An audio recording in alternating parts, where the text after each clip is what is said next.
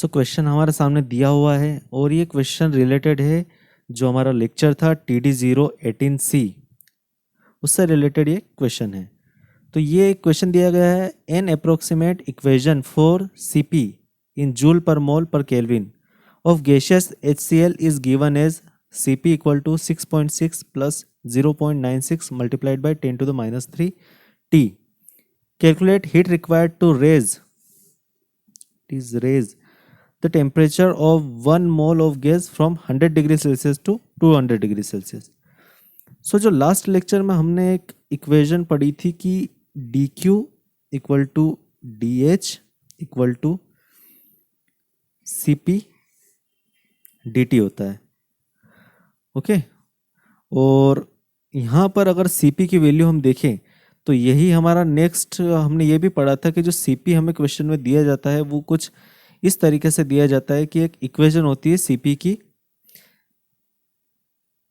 की एक इक्वेशन होती है Cp equal to A plus BT plus and so on.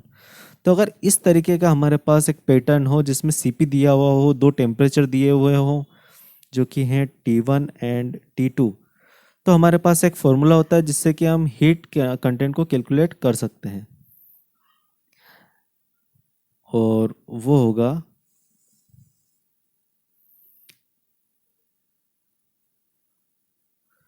Integral of DH और DQ equal to integral of Cp dt। तो यहाँ पर हमारे पास Cp की इक्वेशन दी हुई है सेम उसी फैशन में, A प्लस बी T के फॉर्म में, और दो टेम्परेचर भी हमारे पास दिए हुए हैं। तो कुल मिला के अब हमें इसी फॉर्मूले को यूज़ करके इस इक्वेशन को सोल्व करना है, इस क्वेश्चन को सोल्व करना है। तो इस क्वेश्चन को सोल्व करने से पहले मैं एक छोटी सी बात आपको बता देना चाहता हूँ कि मैंने एक टेलीग्राम ऐप पर मैंने ग्रुप बनाया है। टेलीग्राम ऐप पर एक ग्रुप बनाया है जो कि BU एजुकेशन TV, अगर आप ये सर्च करेंगे टेलीग्राम के ऊपर तो आप उस ग्रुप में पहुंच जाएंगे। जो वो ग्रुप इसलिए बनाया गया है ताकि अगर मैं यहाँ पे क्वेश्चन करवाता हूँ, अगर क्वेश्चन आप करते हैं और फिर भी आपको कुछ डाउट आता है तो आप अपने क्वेश्चन को वहाँ पर पोस्ट कर सकते हैं। तो अगर मुझे समय मिला तो मैं उसका आंसर दूंगा, नहीं तो आपके जैसे कई सारे लोग ऐसे होंगे उस ग्रुप में जो कि या तो उस क्वेश्चन को जानते होंगे या फिर कुछ हिंट आपको दे सकते हैं, तो वो आपकी उसमें मदद कर देंगे सोल्व करने में।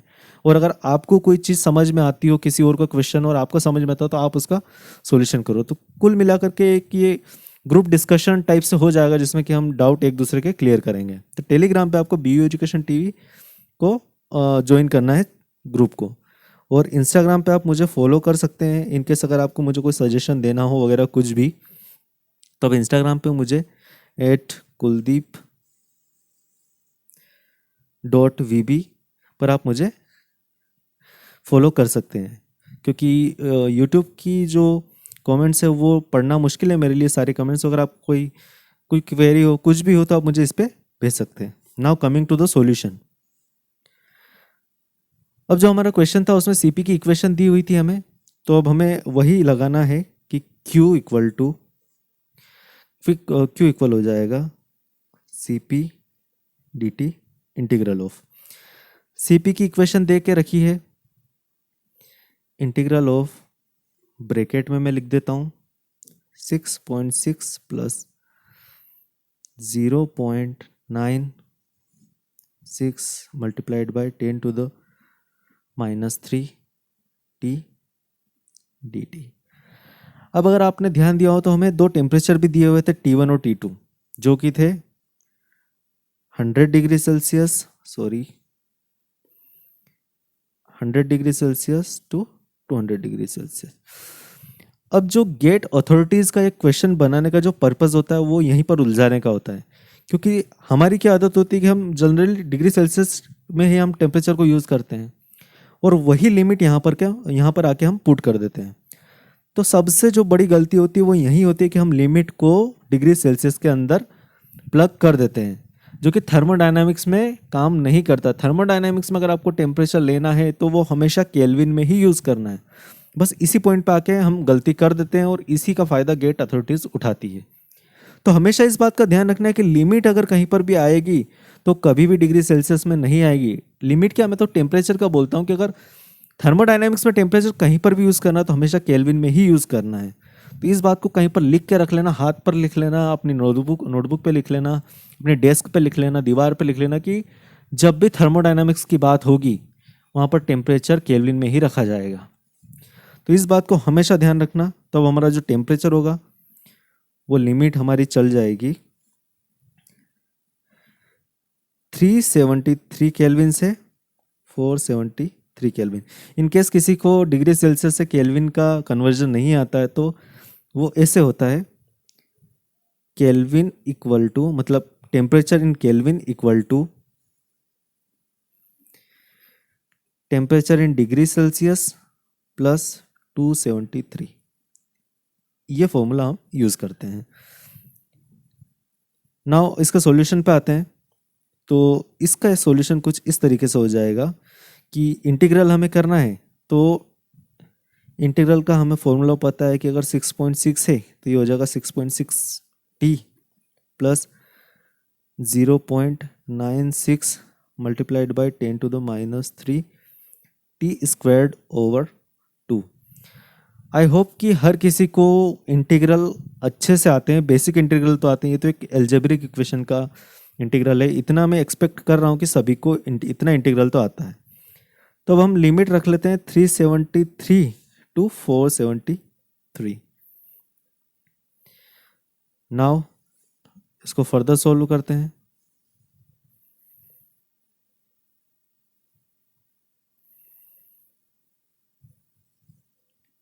इक्वल 6.6 अपर लिमिट पहले लगेगी मल्टीप्लाइड बाय 473 प्लस 0.96, या फिर एक और अच्छा तरीका है जो मैं आपको बताना चाहता हूँ, ये हमेशा आप करेंगे तो काफ़ी फ़ायदे में रहेंगे, जो कि कुछ इस तरीके से, इसे अभी हटा देते हैं हम। सबसे पहले हम क्या कर लेते हैं, अपर माइनस लोअर लिमिट लगा लेते हैं फर्स्ट टर्म के लिए। तो 6.6 है, उसको हम मल्टीप्लाई कर देते हैं 473 माइनस 373 से। ठीक है, अब इसके अंदर हम प्लस कर देंगे 0.96 मल्टीप्लाइड बाई 10⁻³ ब्रैकेट में हो जाएगा, और डिवाइड में 2 भी, इसको 2 को भी बाहर ही रख लेते, कांस्टेंट है। ब्रैकेट में हो जाएगा 473 to the 2 minus 373 to the 2। अब जो इसका आंसर आएगा फाइनल, ये कुछ नियरली 600 जूल के लगभग आएगा। तो आप इसे एक बार सोल्व कर लेना। पर अगर लिमिट रखनी हो तो ये तरीका मुझे सबसे सही लगता है कि आप इसको 2 बार लिखने से अच्छा है कि 6.6 को कॉमन लेके upper limit minus lower limit कर लें, और सेम ऐसे ही नेक्स्ट इसमें भी करना है। तो इतना सिंपल क्वेश्चन होता है। बस बात ये कि आपको ये छोटा सा फॉर्मूला पता होना चाहिए कि DH और DQ in the condition of constant pressure process, DH equal to DQ equal to होता है CP/DT 1 मोल के लिए। तो ये हमारा क्वेश्चन सोल्व हो चुका है। और ये बात हमेशा ध्यान रखनी है कि जो टेम्परेचर हमें रखना है ये हमेशा केल्विन में ही रखना है। ये सीखने का है इस क्वेश्चन से। हमारा मकसद क्वेश्चन को सोल्व करना, आंसर लाना नहीं है, सीखना है। ये गलती हमेशा करते हो और हर कोई करता है, और मैं गारंटी लेता हूँ कि जब पहली बार आपने इसको सोल्व करने की कोशिश करी तो आपने भी इसमें डिग्री सेल्सियस में डाला होगा। तो ये गलती हम ना दोहराएं।